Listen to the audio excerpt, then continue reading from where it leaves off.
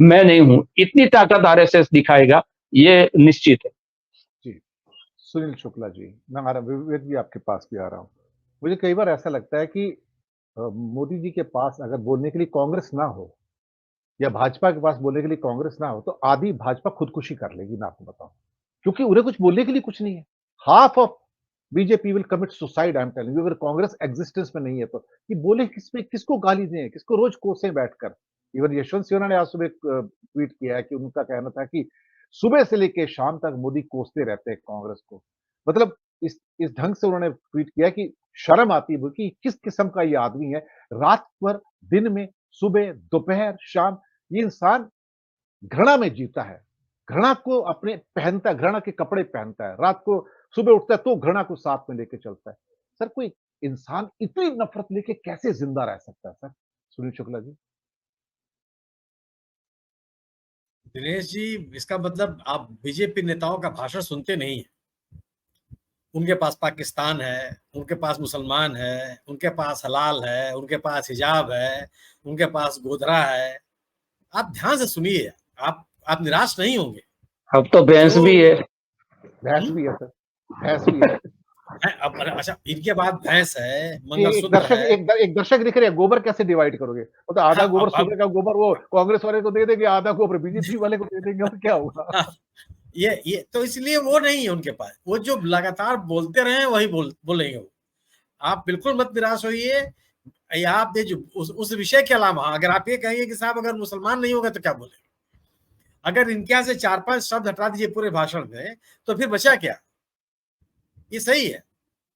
और अब एक संकट ये आ गया है कि अब प्रियंका गांधी को क्या बोले? अब संकट आ गया कि अब हालांकि जो सोनिया गांधी के बारे में प्रधानमंत्री जी ने बोला वो मतलब कम से कम उसका टेस्ट बहुत अच्छा नहीं था। एक प्रधानमंत्री के स्तर से एक वरिष्ठ नेता के बारे में इस शब्दावली में बात करना कम से कम भारतीय मानस इस तरह से सुनना नहीं चाहता। लेकिन खड़गे साहब के बारे में क्या बोले, बड़ा संकट ही हो गया है। मैं बहुत दिनों से दिनेश जी ये सोचता था, कभी मैंने आपसे भी चर्चा नहीं की कि आरएसएस ने कहा कि हम अपना 100वां साल नहीं मनाएंगे। मैं सोचता रहा कि आखिर क्यों इस तरह की बातें कर रहे हैं।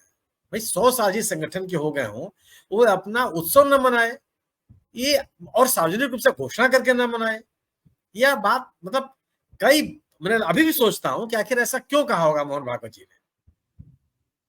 अब ये जो विवेक ने जिस तरीके से व्याख्या की वो बात समझ में आ रही है कि अगर वो 1.25 साल मनाएंगे भी तो वो भागवत साहब का आरएसएस नहीं रह जाएगा, या उनके जो इनके पिताजी ने जिस मोदी जी को शामिल किया था संघ में, वो आरएसएस नहीं रह जाएगा।